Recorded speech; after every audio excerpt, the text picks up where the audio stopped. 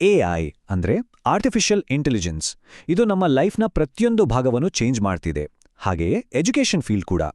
ಹಾಗಾದರೆ ಕ್ಲಾಸ್ರೂಮ್ನಲ್ಲಿ ಎಐ ಒಂದು ಅದ್ಭುತವಾದ ಟೂಲಾ ಅಥವಾ ವಿದ್ಯಾರ್ಥಿಗಳ ಕಲಿಕೆಗೆ ಒಂದು ದೊಡ್ಡ ಥ್ರೆಟ್ಟಾ?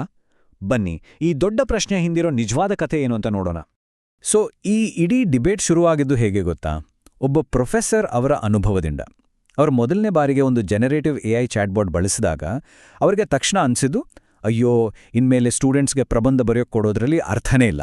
ಯಾಕಂದ್ರೆ ನಾನು ಕರೆಕ್ಷನ್ ಮಾಡೋದು ಸ್ಟೂಡೆಂಟ್ ಬರೆದಿದ್ದನ್ನಲ್ಲ, ಬದಲಿಗೆ ಚಾಟ್ಬೋಟ್ ಬರೆದಿದ್ದನ್ನ ಅಂತ.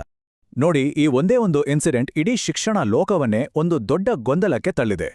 ಈ ಟೆಕ್ನಾಲಜಿಯನ್ನ ಸ್ಕೂಲ್, ಕಾಲೇಜ್ಗಳಲ್ಲಿ ಪೂರ್ತಿಯಾಗಿ ಬ್ಯಾನ್ ಮಾಡ್ಬಿಡ್ಬೇಕಾ, ಅಥವಾ ಇದನ್ನ ಒಪ್ಕೊಂಡು ನಮ್ಮ ಕಲಿಕೆಯನ್ನೇ ನೆಕ್ಸ್ಟ್ ಲೆವೆಲ್ಗೆ ತಗೊಂಡೋಗೋಕೆ ಒಂದು ಚಾನ್ಸ್ ಆಗಿ ಬಳಸ್ಕೊಳ್ಬೇಕಾ?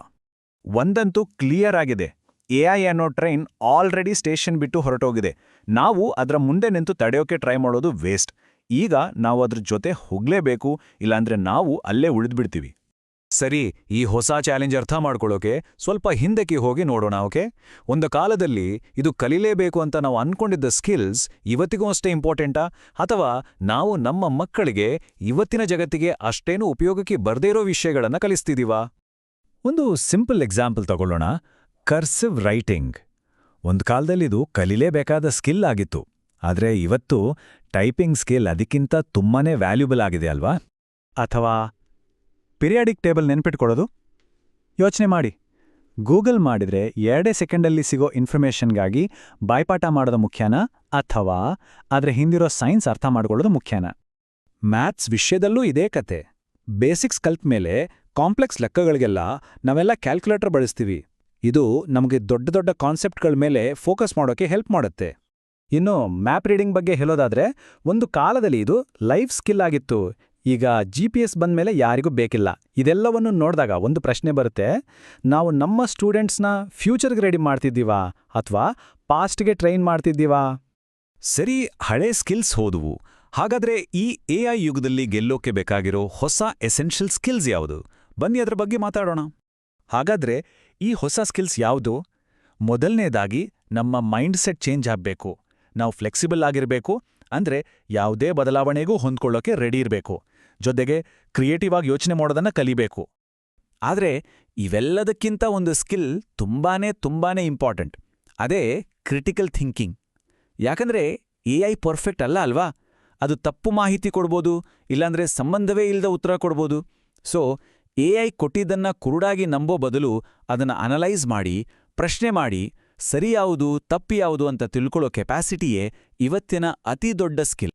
ಸರಿ, ಎಐನ ಒಂದು ಪ್ರಾಬ್ಲಮ್ ಆಗಿ ನೋಡೋ ಬದಲು ಅದನ್ನೇ ಒಂದು ಸೂಪರ್ ಟೀಚಿಂಗ್ ಟೂಲ್ ಆಗಿ ಬಳಸಿದ್ರೆ ಹೇಗಿರುತ್ತೆ?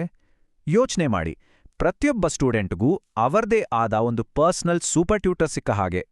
ಎಐ ಕ್ಲಾಸ್ರೂಮ್ನಲ್ಲಿ ಏನೆಲ್ಲ ಮಾಡ್ಬೋದು ಗೊತ್ತಾ? ಒಂದೊಂದಾಗಿ ನೋಡೋಣ. ಮೊದಲನೇದಾಗಿ, ಇದು ಪರ್ಸನಲೈಸ್ಡ್ ಟ್ಯೂಟರ್, ಅಂದರೆ ಪ್ರತಿಯೊಬ್ಬ ಸ್ಟೂಡೆಂಟ್ ಸ್ಪೀಡ್ಗೆ ತಕ್ಕಂತೆ ಪಾಠ ಹೇಳ್ಕೊಡುತ್ತೆ. ಎರಡನೇದಾಗಿ, ಇದು ರೈಟಿಂಗ್ ಎಡಿಟರ್, ಗ್ರಾಮರ್ ತಪ್ಪುಗಳನ್ನು ಸರಿ ಮಾಡಿ ರೂಲ್ಸ್ ಕೂಡ ಹೇಳ್ಕೊಡುತ್ತೆ. ಮೂರನೇದಾಗಿ, ಸ್ಪೆಷಲ್ ನೀಡ್ಸ್ ಇರೋ ಮಕ್ಕಳಿಗೆ ಹೆಲ್ಪ್ ಮಾಡೋ ಒಂದು ಟೂಲ್ ಆಗುತ್ತೆ. ಲಾಸ್ಟಾಗಿ, ಟೀಚರ್ಸ್ನ ಸಣ್ಣ ಪುಟ್ಟ ಕೆಲಸಗಳನ್ನು ಮಾಡಿ ಅವರ ಅಮೂಲ್ಯ ಸಮಯವನ್ನು ಉಳಿಸೋ ಅಸಿಸ್ಟೆಂಟ್ ಆಗಿಯೋ ಕೆಲಸ ಮಾಡುತ್ತೆ. ಸರಿ, ಹಾಗಾದ್ರೆ ಎಐ ಬಳಸಿ ನಮ್ಮ ಕ್ಲಾಸ್ರೂಮ್ಗಳನ್ನ ಹೇಗೆ ಬದಲಾಯಿಸಬಹುದು?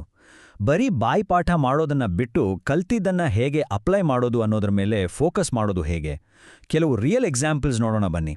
ಪ್ರಬಂಧ ಬರೀರಿ ಅಂತ ಹೇಳೋ ಬದಲು ಕ್ಲಾಸ್ನಲ್ಲಿ ಡಿಬೇಟ್ಸ್ ಇಡ್ಬೋದು. ಇದು ಸ್ಟೂಡೆಂಟ್ಸ್ನ ಕಮ್ಯುನಿಕೇಷನ್ ಸ್ಕಿಲ್, ಕ್ವಿಕ್ ಥಿಂಕಿಂಗ್ ಮತ್ತು ತಮ್ಮ ವಾದವನ್ನ ಸಮರ್ಥಿಸಿಕೊಳ್ಳೋ ಕೆಪಾಸಿಟಿನ ಟೆಸ್ಟ್ ಮಾಡುತ್ತೆ. ಇದೆಲ್ಲ ಮನುಷ್ಯರಿಗೆ ಮಾತ್ರ ಸಾಧ್ಯವಾಗೋ ಸ್ಕಿಲ್ಸ್.